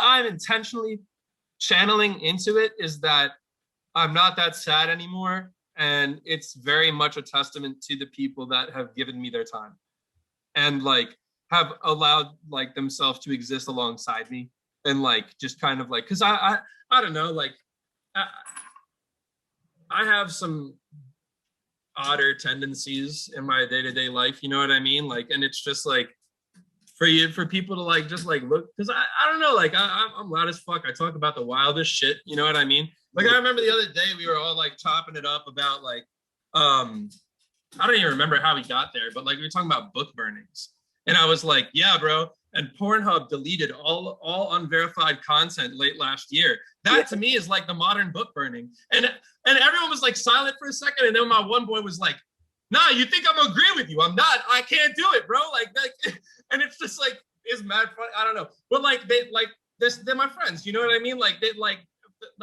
they see past it, right? Yeah. And for other, like for people that I just tweeted about it the other day, I seen like friends turn to collaborators and then turn to idols, and the inverse just the same with this album. You know what I mean? It's like it's really dope to see people like Diani, right? I've been on FaceTime a bunch with Diani and like Vritra, KVU, like anyone that just like FaceTime me, and because like I don't know, I'm just chopping it up. You know what I mean? I'm gonna be myself. You know what I mean? Like, and ain't nobody asking no questions, and that's sick to me. You know what I mean? Because it's like I ain't seen the same life as a lot of people that I was working with. You know what I mean?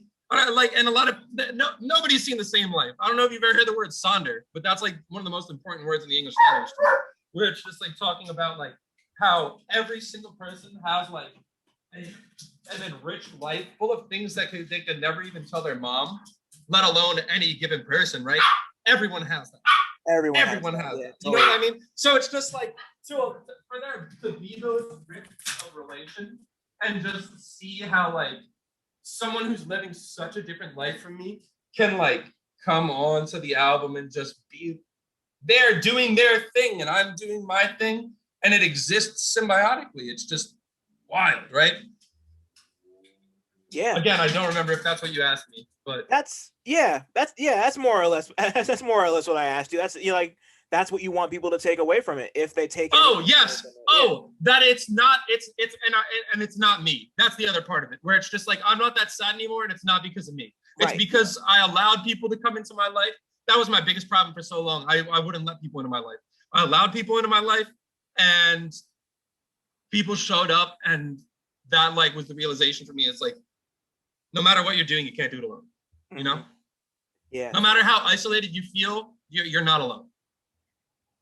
And sort of speaking of it's sort of like tangentially related, but like of course, you know, like you've been mentioning it all throughout this, like all the collage and stop motion and music video work that you've done for so many people, like it's, you know, like from everybody from like CineMasai to Arm & Hammer, like and to like and like, so like I was just wondering, like, do you like, what do you get out of creating these like, or let me rephrase, do you get something out of creating all these collages and videos for people that you don't get from your other work? Like, is there some sort of like, is there like a different feeling to it for you? Dude, absolutely.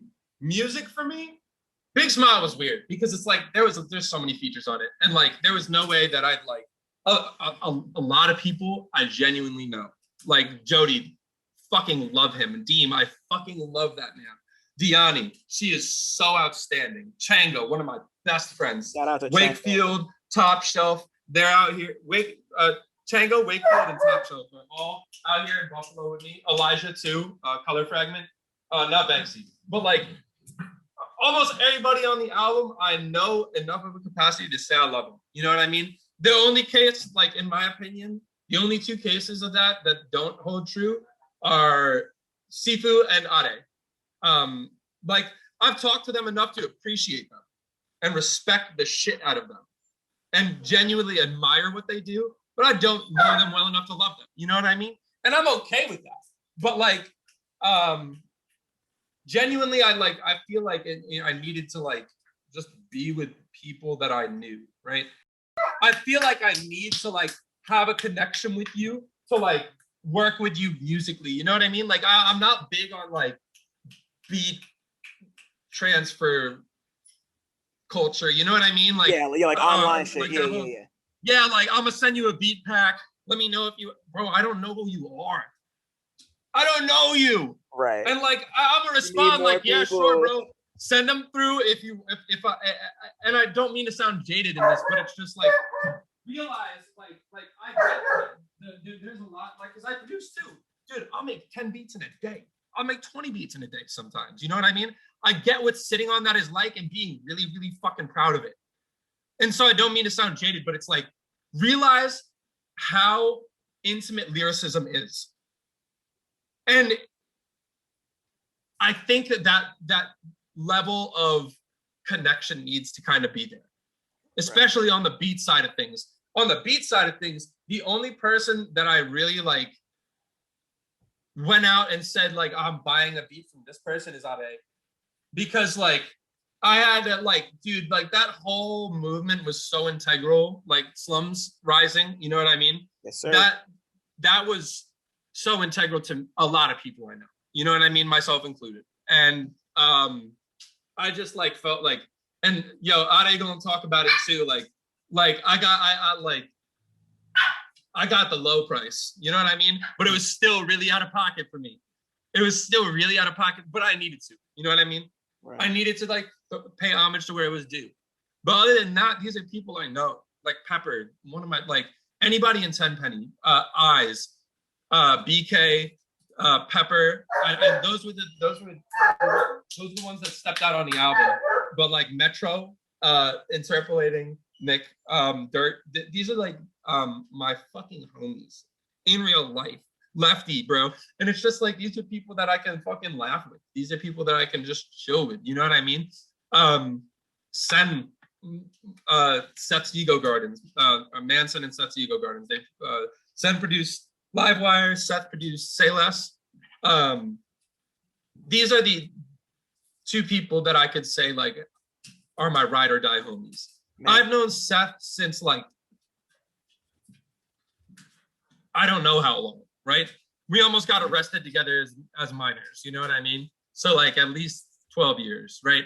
And then Sen, bro, Sen, it's crazy because it's like we were from Poughkeepsie.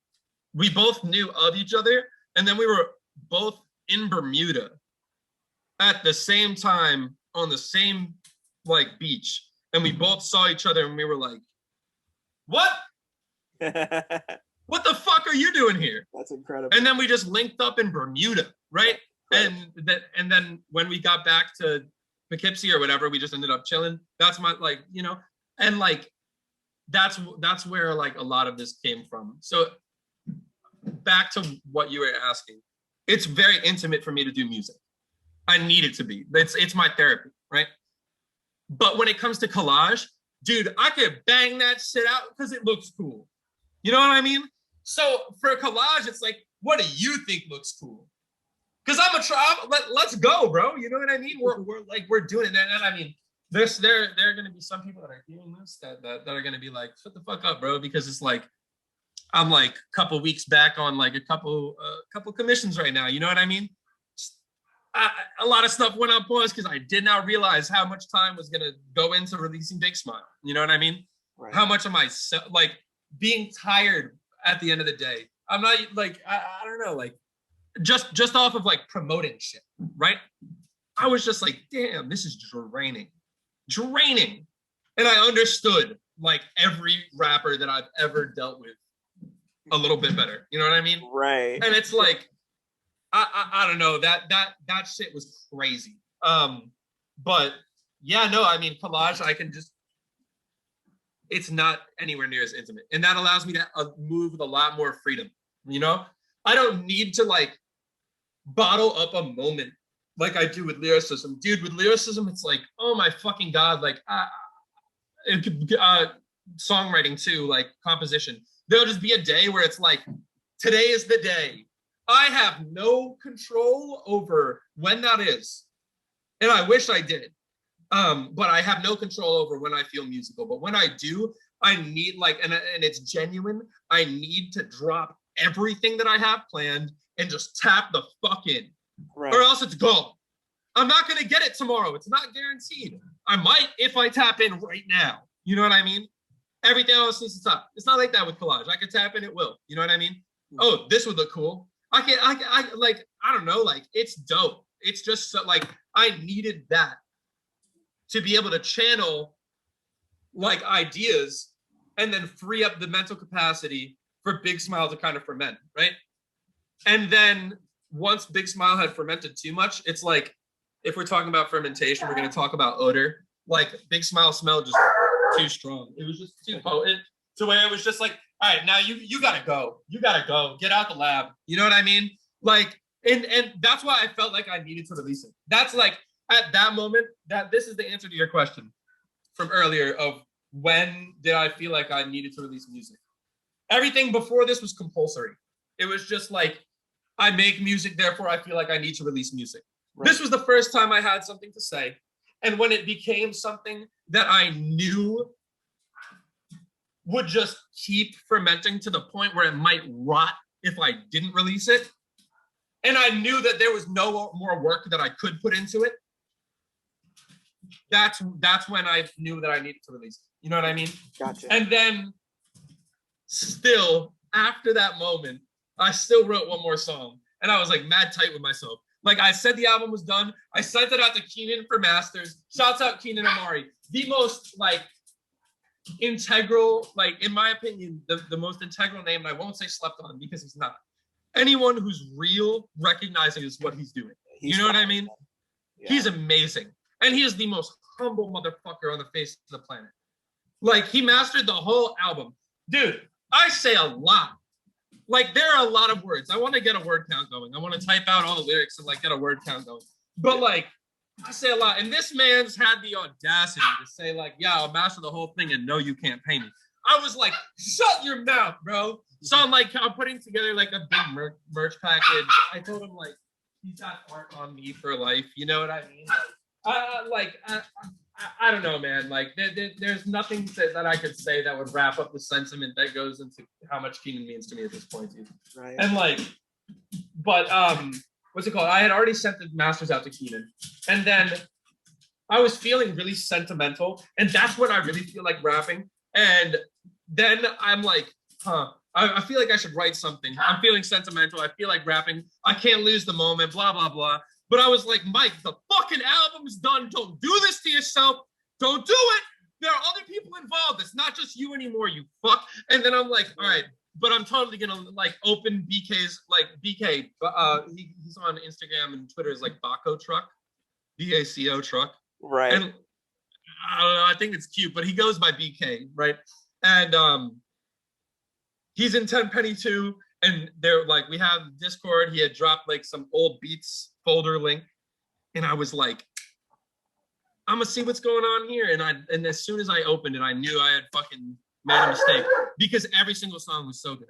Every single beat was just so heat. And then I found Too Winded to Run, right?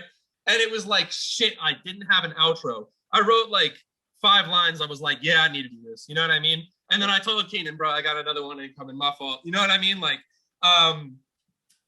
but yeah, dude, like, oh, that shit was so great, man. Too Winded to One is probably my favorite song on the album, just because it's like feels like I really knew what I was saying, why I was saying it, and like I wanted to wrap it up, right? And yeah, nothing else on it was that intense. Maybe Got to Grin, but those two were the last 2 songs on the album, the intro and the outro. Right. So it was, but like, dude, that Sifu song, it was like, that was so pre-intention that it's just like, I don't know, you're just talking, you know what I mean?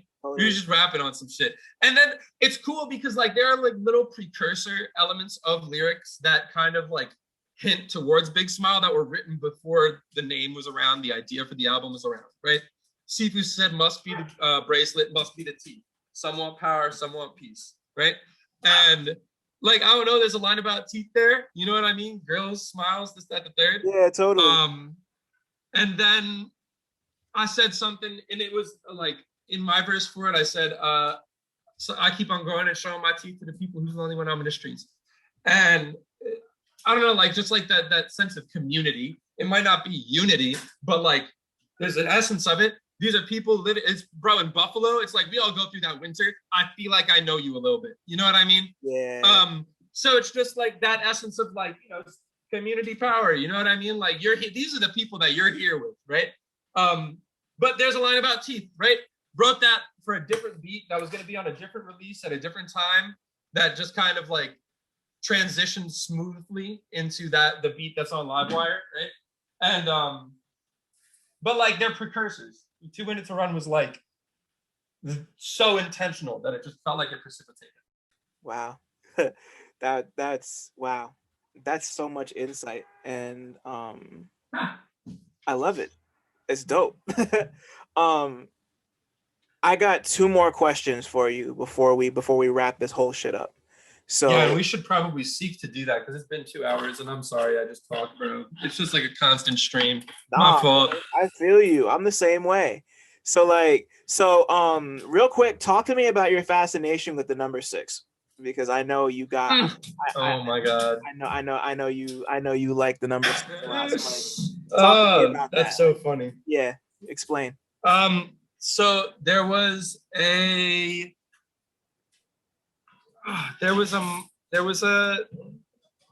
certain substance-induced experience with me and my friend Sen, where it was almost like, it is crazy, dude. There was like this moment where we were like speaking without speaking, and we were both tripping balls, right? And like his girlfriend was there, and we were like going back and forth, and then like she saw it happening, and then we like recapped vocally, like, yo, you were saying that, right? And it was just like this very crazy experience, right? And I don't give it too much emphasis anymore. I try not to romanticize the essence of like shared psychedelia, just because it's like it's cool and then it's gone a lot of the time. But 6 kind of became that testament to that extra, like beyond the 5 senses that we say we have, that there's something that exists in between cognizant or slightly conscious beings, right? It happens with animals. It happens with, with other humans very like ferociously, especially when you know someone so well, where it's like your psyche just kind of melts into theirs. And like that's 6 to me. That shared sense between perceivers, right? Where your wavelengths kind of like become sinusoidal, as opposed to like just passing by each other perpendicularly. Like you're just gonna keep meeting back in the middle, and like you exist so closely in frequency to these other people. And that's like 6 is like so important to me because of that reason.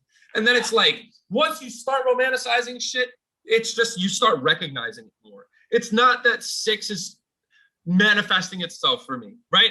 I'm just looking at the clock, and like all I remember, like right now it's 3:03. That adds up to 6, right? And the amount of times I've looked at the clock in this, I don't remember any of the other times because they didn't add up to 6. You know what I mean? Wow. But I'm gonna say, yo, it was crazy. I looked at the clock and it was 3:03. You know what I mean? I'm gonna say that to my girlfriend when we get off the phone. You know what I mean? Like, because I romanticize it, because again, like I think this is one of the first things that I said on the phone with you, and it's just like, if you break that metaphor, the one that is like integral to your persona, it kind of starts crumbling. You know what I mean? And like, if I remove that number from my life, it's just like, well, damn, what do I do now? You know? And like, I've been waiting to do the 6:66 p.m. thing for like 3 years, dude. Yeah, I know. Yeah, wow. and like,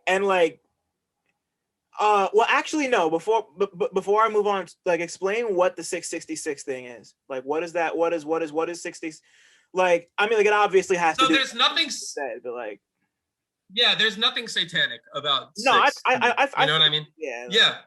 But bro, some people are so fucking confused about that. They're like, but it's 666. I'm like, okay, well, I don't believe in Satanism or whatever that correlates with. I don't subscribe to that ideology. So it's like, it doesn't mean that for me. If you want to let it mean that for you, that's art in a sense. You know what I mean? Mm-hmm. It's just like a transition of intention and perception. You know what I mean? Like, that's cool. That's fine. But like, I didn't mean that, right? It's just like, how many sixes can I fit into something? It just makes it more fun for me, bro. You know what I mean? That's it's cool. Like, and like 666, it's not this like 888, that would be dickhead. You feel me? That would be kind of dickhead to do to people, right? Yeah. So it was just cool that it was 6. You know what I mean? Like, it was just right, like, you know, right around the corner, right? 706. Yeah. Totally. So yeah, that's it. And like, not to trivialize, right? Not to trivialize any of like the really deep, incredible shit that you just said, but like, I'm just like thinking about looking at a 6 in my head, and like, obviously a 9 is basically a 6 upside down, and I'm just thinking about how, like, I've acknowledged that before, but I've never acknowledged that if you were to literally put a 6 and a 9 together, it would make a yin yang. Like, yeah, that's wild to me. Look at that. I never thought about that before, just this very moment. But that's what that is. Like the 6 and the 9, it's a yin yang. It's crazy. I was just like a random thought I had that I thought was fire. And like, I'd like to put in a petition to not let Tekashi take that from the world. So, just Fuck on him. record. Fuck him. Yeah. Fuck him. Let's put that out there. But what? Yeah. Yeah. You're funny. Yeah. If we're gonna end the 6 talk there, like, Drake, sure, you can kind of hold that because it's Toronto, right? Yeah. But like, Tekashi, you got to give it up, bro. Yeah, fuck that shit. Yeah. He just call himself Tekashi now. But yeah. So you don't have no 6 to me. Yeah, right. So before we get out of here, trending movie topic, fun movie news. By the time this episode comes out, the Oscars will be in like 4 days. So I wanted to talk to you about. I didn't even know that. Yeah, me either, until I looked it up a little while ago. So like for you, A, have you been paying attention to the nominations? B, do you care? And C, like, yeah, I guess let's just start there. Like, have you have you been paying attention to anything like? No, across the board. Okay. Yeah. No, I mean, just generally, like, the last movie I seen in theaters was, I think, Arrival or Joker. It was Joker, yeah. Yeah, there was just like a big group of people, and I was like, yeah, I could watch that. It was a good movie. I don't like how they romanticized psychopathy to the degree that they did. Me either. But that's a whole other discussion. Yeah. But like, I really I don't really like. I let movies kind of ferment before I can like submit to them a lot of the time. You know, like E.T. the Killer, right? Like, still haven't watched it, but like, I know I'm gonna fucking enjoy that movie because it's from 2001 and you're still telling me about it. You know what I mean? I mean, I don't know I'm gonna enjoy it, but I'm going in with a more open mindset than a movie that came out in 2021. You know what I mean? I hope it's just like, I can't believe I can't. I don't know. I feel like you need more than one watch to really digest a movie. Oh yeah, like, you know. Yeah. There. Any movie that you can't might not be that good. Yeah, like any movie that I really enjoy. Any movie that I really enjoy, I always wind up enjoying it more the second time I watch it, if that makes sense. Yeah. Because like, Under the Skin was weird. Under the Skin was weird. I do think that was a deep story. It was abstract and a little bit empty enough for you to understand in one go. And like the second time, it kind of felt wrong. Like, I felt like I know the entirety of what this movie stands, or like, I get what they're saying, and it's kind of just like,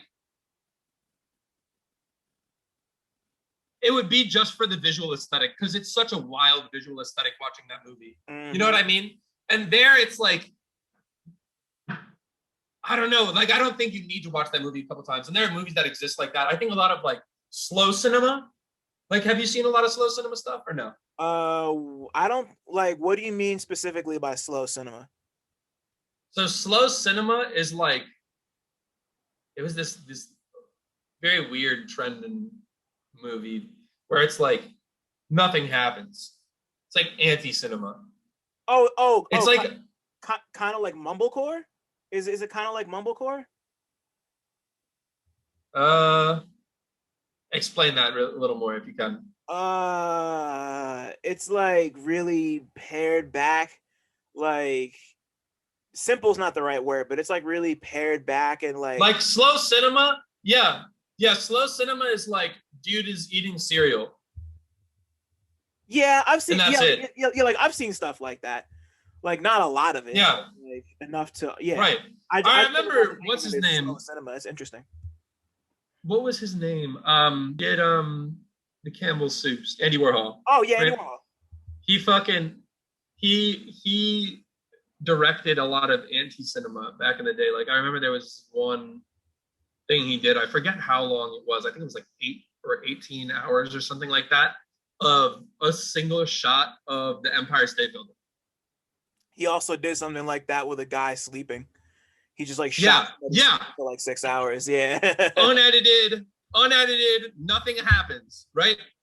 Yeah. And it's like, I don't know, that's slow cinema to me, right? Like, and I don't know. I think it's weird, but like, it's an extreme too. You know what I mean? Yeah. Yeah. Yeah, totally. Yo, I haven't really paid attention with the Oscars, but yeah, this was fun, bro. This was fun. Yeah, man. Thank you. Like, I'm really, like, you giving me a lot to think about, and I'm gonna go back to Big Smile with a lot more context.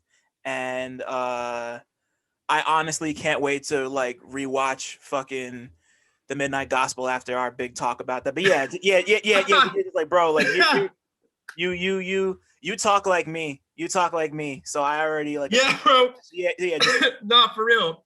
Yo, thank you for taking the time, man. I appreciate you, Dylan, bro. Seriously, man. It's been great getting to know you, and it's like, I'm glad that we can have this time together. Hell yeah, bro. Me too. Thanks for listening. Shout out to y'all for making it this far. And shout out to all the Black people listening too, because y'all really impeccable. Don't forget to like, subscribe, and tell a friend to come through next time. 1.